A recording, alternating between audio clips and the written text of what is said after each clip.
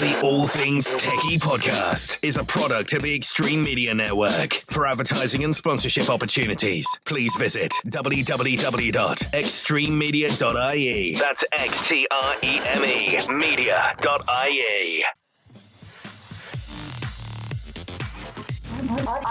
Audio visual from an Irish perspective. This is the All Things TechIE podcast. Late one Friday night and coming to you from Dublin, Ireland. I'm Justin Dawson. It's episode 39 of the All Things TechIE podcast. I apologise, listeners. It's the last episode came out on the 1st of November. Oh my God, that's a while back. Been so busy. What's coming up in the program? We're going to be talking about fake headphones and how you can tell if they're fake, and is the quality just as good? Should we be buying fake headphones?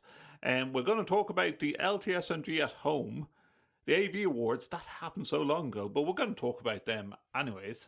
And we're going to be talking about Christmas and the fact that we're at the end of the work year as we hit Friday, and probably about 2 or 3 more working days for a lot of people. For me, I've been off for the past week, but I've just been catching up on myself and being able to do this podcast, do some research for the podcast. We're going to be talking about green screens, virtual events, and much more. Newgrange, they're going to be doing a live stream next week, or in about 2 or 3 days time. We're going to be talking about that, the winter solstice. Events that's happening in Ireland, if events are going to start again, because our R rating has shot back up, and we had, I think, 580 odd cases here today in Ireland. So maybe we'll be allowed to celebrate Christmas, and then it's going to be locked down again. Before we start off, want to do a big shout out to a good friend, and I can call him colleague now because we both work for the Higher Ed AV Media Group, and Joe Way. I was talking to Joe literally on the night, well, daytime for him, about 2 or 3 days ago, and an electrical fire, I believe, in his garage at his house, and total wipeout. Look at this photo. The AV community has come together and put a GoFundMe page up for Joe. Thankfully, he was able to rescue Christmas. Well, his wife apparently was able to rescue Christmas. He was at home when all this happened. No one was hurt. Thank God no one's hurt. Big flames, but the house is in a bit of a state of repair. And so far, there's been over $7,500 raised for Joe, which just shows you how the AV community across the world has come together. I really think this just shows how strong our community is. We look out for each other, at the Christmas period, people being out of work, people helping people get jobs. And, it's not just the hashtag AV in the AM. It's not just AV Tweets hashtag. It's a community. It's a family. And it's really showing off here. If you have any spare money, if you can donate to Joe and just help him rebuild, it's going to take some time. His Christmas has been turned upside down. I think it's a big shout out to Joe and keeping the faith there, brother. And hope everything goes well for you at Christmas. Hope the bar has been set at 10,000. I think way over $10,000 is going to be raised. It's fantastic to see the AV community coming so strong together. So there's the page. I'm just throwing it up on our links. It's going to be on the show notes of episode 39 of the All Things TechIE podcast. So as well. So if you have any spare change, and we're going to put it up on our Twitter page as well. Please help out Joe. Help out Joe. His whole house. It thankfully no one was hurt. Now, coming up in the program, I'm going to be talking about Bose headphones, these fake Bose headphones that I got. I'm going to try and hold these up to camera. There we go. In-ear headphones that came from a site called wish.com. They're completely fake. I did a test with them. I didn't have a look at this unboxing. So these came today in the post. Total knockoff of a well-known brand, Bose. And let's have a look and see what's inside. Okay, so we have the USB charging lead. Let's have a look at the ports here. Not bad. Looks like a decent enough cable. Wiring, well, the wiring could be interesting inside that. We have the charging little, don't know how you open these, and I'm doing it one-handed. But yeah, with the Bose logo as well on it as well, and the charging port at the back. Again, looks quite decent.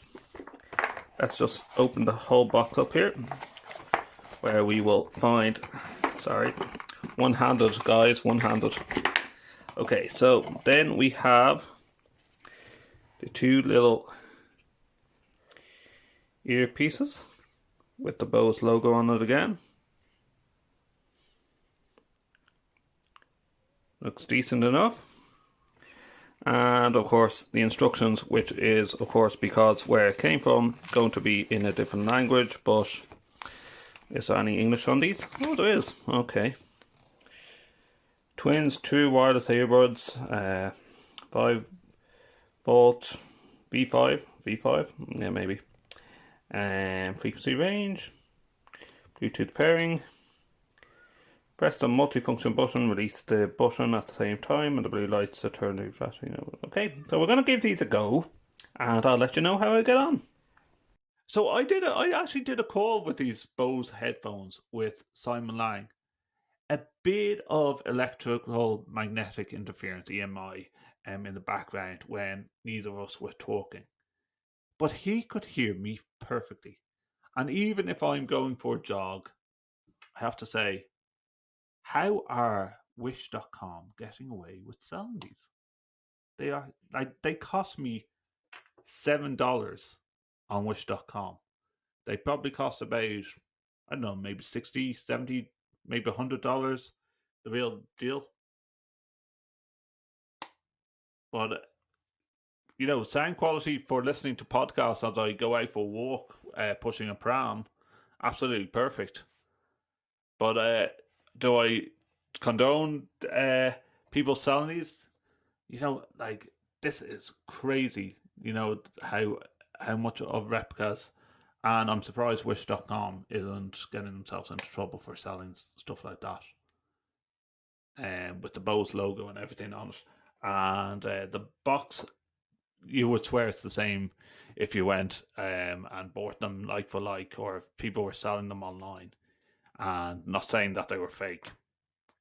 So earlier in the month, earlier in very end of November, I believe it was, and into December, LTSMG at home. We got so much. You've seen my unboxing video. If you haven't seen my unboxing video, take a look at my Twitter page. But LTSMG at home, really, really great conference. Loads of speakers. Caught up with the Sennheiser guys who sent me a load of swag, including my multi-tool that's on my shelf above my head here. I hope you like my virtual background. Just thought I'd make it Christmassy this episode, for episode 39. Now we're going to keep episode 40 for the new year, and so many changes to the program. We're going to try and do some things more regularly. I know it's been a while since we last did a podcast episode, but plenty of plans for the new year with the podcast, and tying in with higher education, tying in with like Ireland restarting, hopefully, with COVID-19 and everything going on as well, and a couple of interviews that we had lined up. And just because I think everyone at this stage is zoomed out, is burnt out, we're going to have those episodes in the new year. But what did you make out of the AV Awards?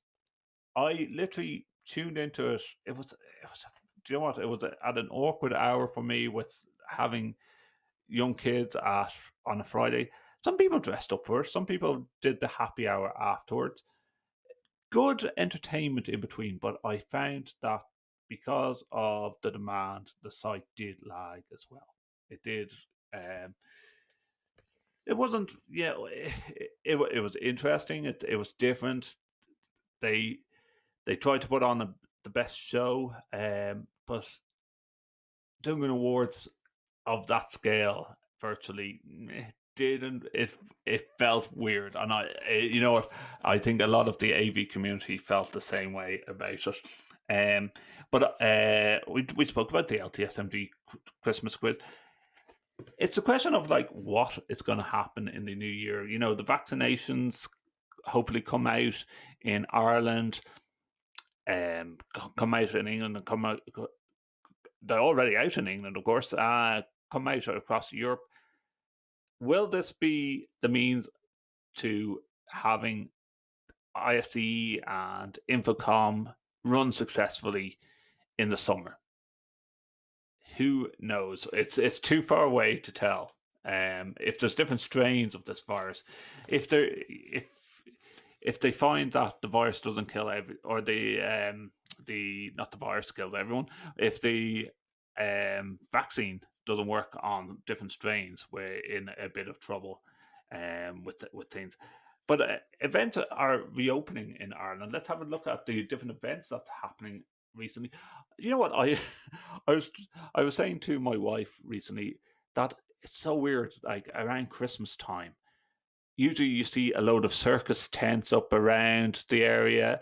I've seen one circus tent out on the south side of Dublin recently, and I was like, oh, there's a circus that's still going on across Dublin, probably at a very small scale, but on the south side of Dublin, I've seen a drive-in cinema show with a big projection screen. Looked really cool. Or was it it might have been LED as well. I was just driving along the motorway and I seen like flashing lights, and always usually catch my attention. Not the guards, no, not the guards, but it did catch my attention that day. So at Malahide Castle, which is just up the road from me, for many families around the country, Christmas pantos are an annual tradition. This year, obviously very different, but drive-in pantos is available from this weekend, taking place in Malahide Castle.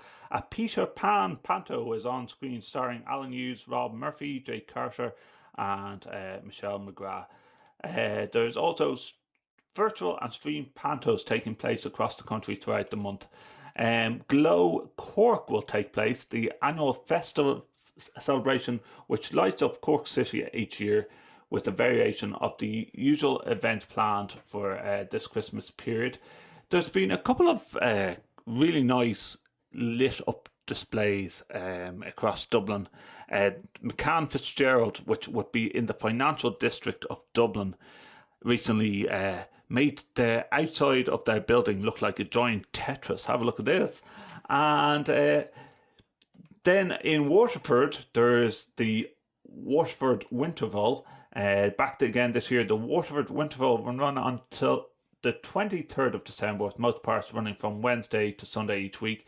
There are plenty of things to do and Christmassy sights, so like the vintage Ferris wheel, a Christmas nutcracker trail, and some beautifully decorated shop windows.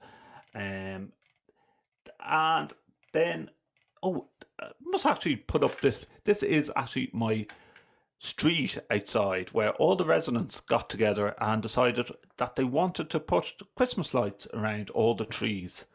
And we started off with our street, and then it grew to the street beside it and the street beside that. So now about a good third of the housing estate is lit up with these battery-powered Christmas lights. And you know what? My wife actually turned around to me and said, you know what, at least we can now see the kids playing on the street at night. And it's not the reason we put lights around all the trees along the street so we could see the kids playing on the street at night, and they're not wearing high vis, but it really lights up the area and it looks really special. It's really magical. Have a look at this photo. This is a photo that was sent to me about a week or two ago, and this is how apparently kids are supposed to see Santa, with Santa inside a see-through tent to keep him protected. Like my son had Santa come to him, and Santa was wearing a face mask at his local play school only today.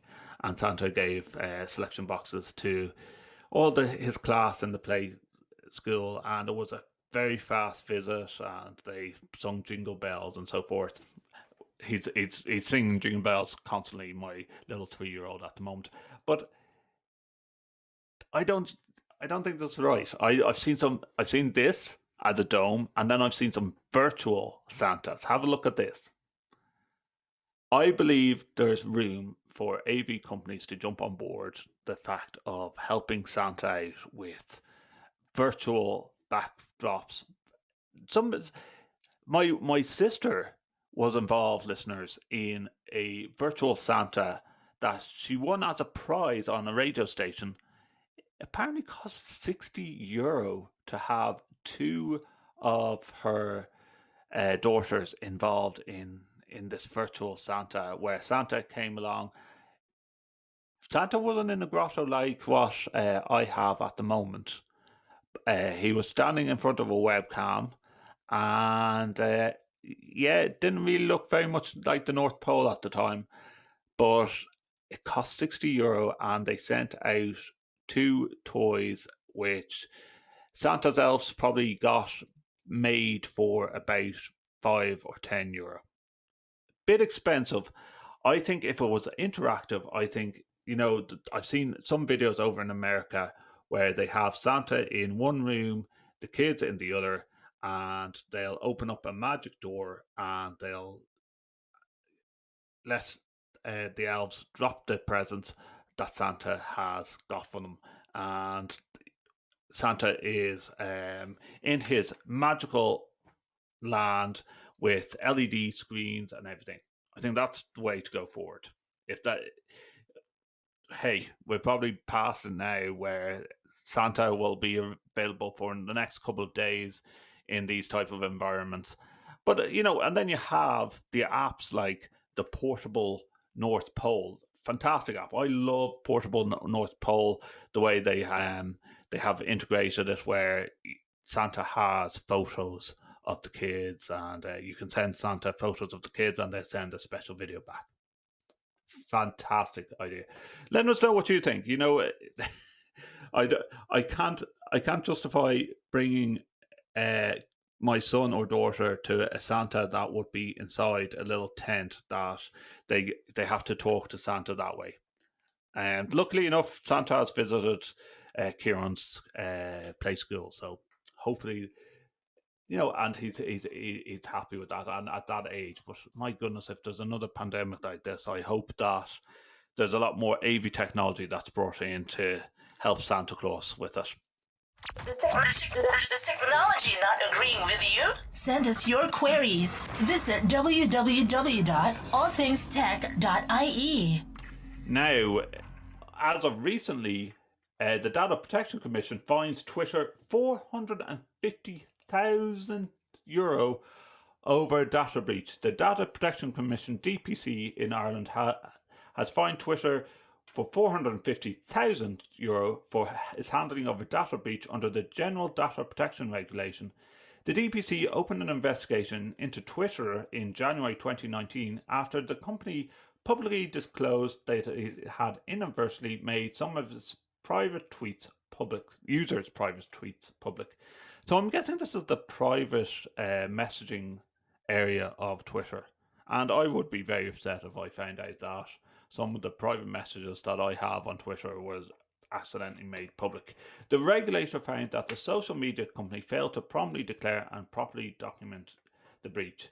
Its first such cross-border GDPR decision by the Commission, which serves the lead for the European Union Privacy Supervisor for a number of tech giants. The watchdog described the fine as an effective, proportionate and dissuasive measure.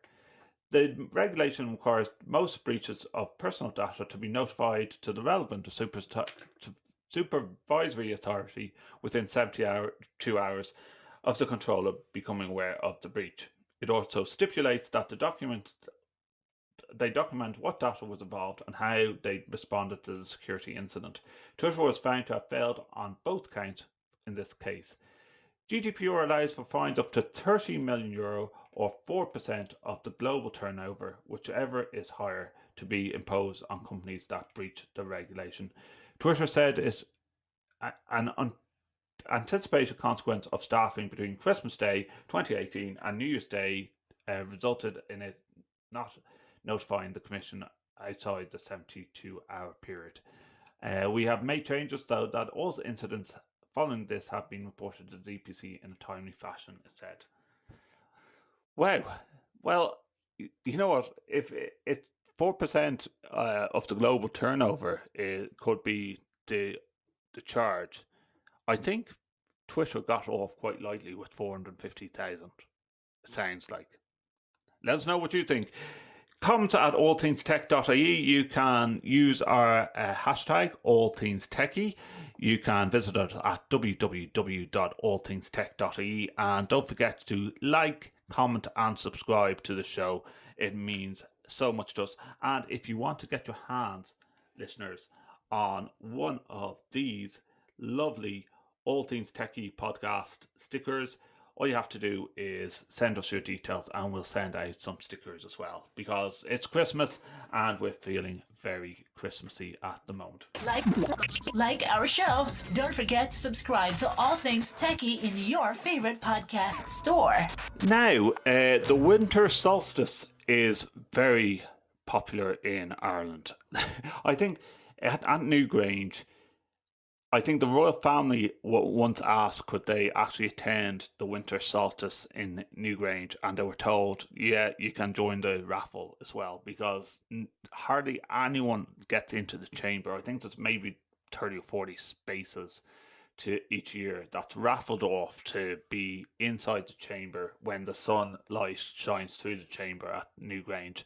And I've been to Newgrange once or twice with my wife. I must visit again because they actually have found a lot more materials and artifacts, and they've done some excavations in nearby fields and they found more stuff linked with Newgrange. It's really, really fascinating. And of course, because of the tourist industry and COVID, they haven't had the visitors and it's mainly been closed.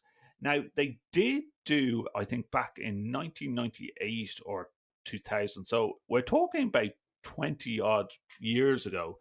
They did some live streams of the winter solstice. Now, remember what the technology was, listeners, back 20 years ago.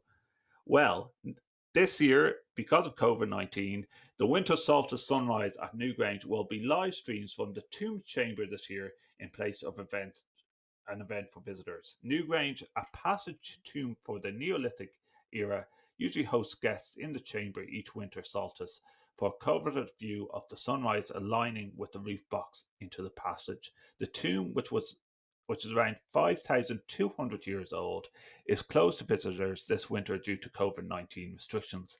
Instead, the sunrise will be live streamed on the morning of the 21st of December, with more details to be released in the coming weeks. Well, actually, the details are released. Here is the link. It's popping up at the bottom of the screen now.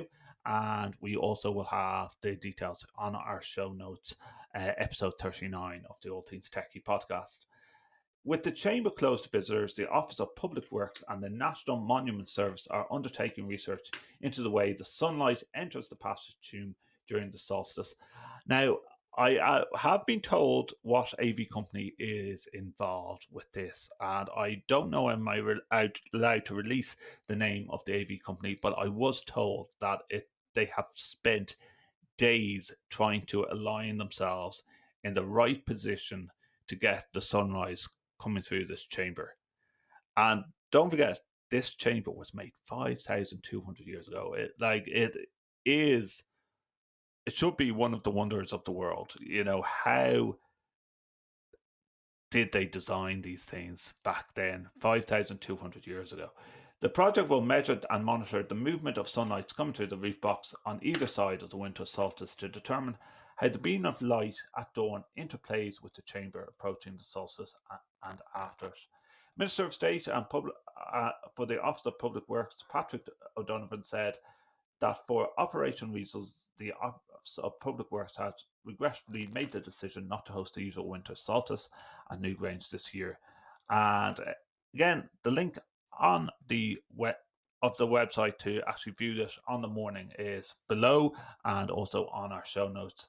A number of new discoveries were made around Newgrange last year, including dozens of previously unknown monuments and possible Neolithic log boats in the riverbed and the River Boyne that runs along by Newgrange. I can't wait to go and see Newgrange again. It's fascinating. And the link's up on our show notes and on the All Things TechIE website, www.allthingstech.ie. Audio visual from an Irish perspective. This is the All Things Techie podcast. Now, again, I did mention about Joe Way and his house, and if you want to fund Joe and help rebuild and help him have a good Christmas, thank God no one was hurt. Again, the photos here and how you can help is on the screen below.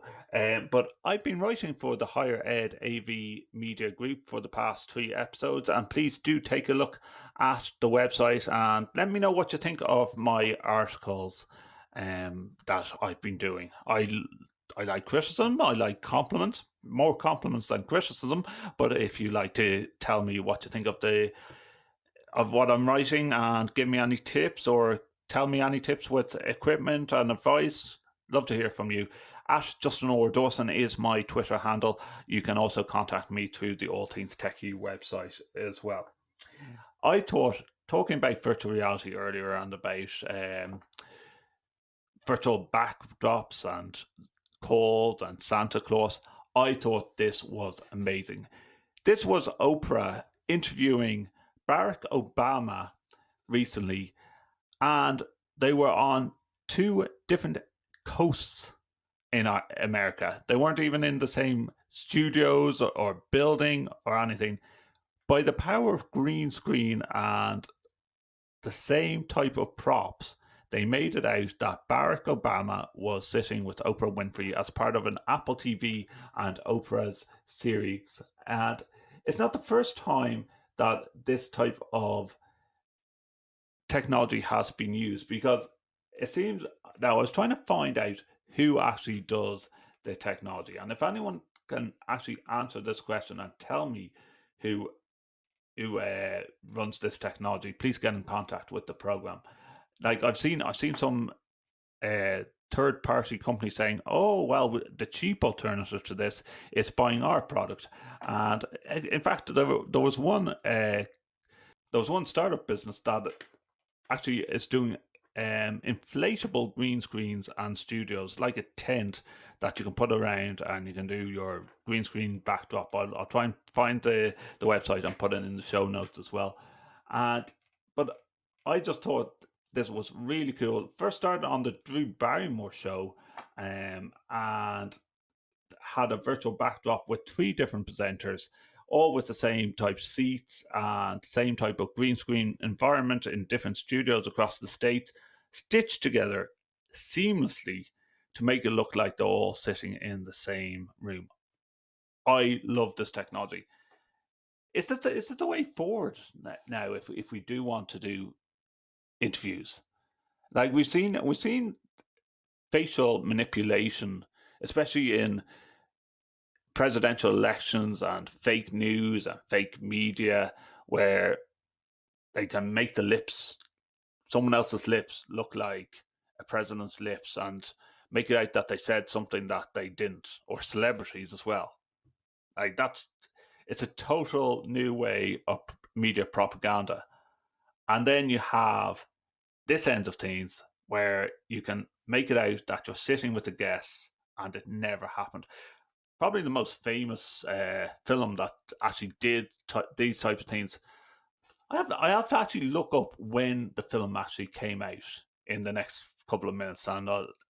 But Forrest Gump, when Forrest Gump is with different previous US presidents and the different scenes where he's popping up in different scenes, and he's with Elvis and he's with all these different types of people and celebrities and presidents.